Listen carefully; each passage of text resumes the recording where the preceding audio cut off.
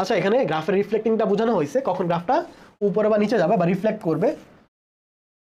দেখো normally y equal x square, এটা গ্রাফটা কেমন হয়, অনেকটা এরকম হয় না?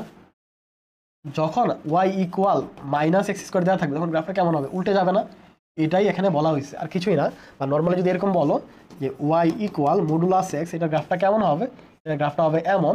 যখন আমি y equal minus modulus x দিব তখন গ্রাফটা কি হয়ে যাবে, জাস্ট উল্টে যাবে। এটা এখানে বলা হয়েছে, আর কিছুই না। এখানে ভার্টিক্যাল শিফটিং নিয়ে আলোচনা করা হয়েছে। আমি একটু আগে দেখাইছি যে ফাংশনের সাথে যদি কিছু যোগ আগের থাকে গ্রাফটা কি হবে, জাস্ট উপরে নেমে যাবে। যে y equal root over x, এটা গ্রাফটা যদি এরকম হয়, আমি যদি এটার সাথে কিছু অ্যাড করি যে রুট ওভার এক্স প্লাস 5, গ্রাফটা কী হবে, জাস্ট 5 ইউনিট উপরে উঠে যাবে। এতটুকু হচ্ছে আমাদের কত, 5।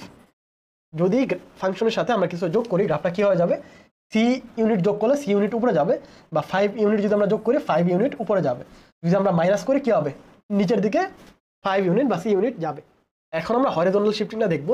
নর্মালি গ্রাফ যদি এরকম থাকে, বা আমি একটু আগে দেখাইছি ওয়াই ইকুয়াল এক্স স্কোয়ার, এটা গ্রাফটা তো এরকম নর্মালি ইউ আকৃতির। যখন এটার ভিতরে কিছু যোগ বিয়োগ থাকবে, y equal x minus 3 square, তখন ভিতরে যেটা আছে এটা ইকুয়াল 0 ধরবো, তাহলে এক্স ইকুয়াল কী হবে, এক্স ইকুয়াল হবে 3, এটা হচ্ছে 3 গড় ডান দিকে যাবে। তার মানে এখান থেকে শিফট হয়ে এটা কোন দিকে যাবে, এটা হচ্ছে 3 ইউনিট এদিকে যাবে। এই যে শিফট হয়ে এটা হচ্ছে আমাদের এদিকে চলে যাবে, এটা হচ্ছে আমাদের 3 ইউনিট। যদি ভিতরে মাইনাস থাকে, যে এফ অফ এক্স মাইনাস 3, এটা হচ্ছে c unit, x minus c equal 0, x equal কী হবে, সি হবে, তারপর সি ইউনিট এখান থেকে এটা ওইদিকে যাবে।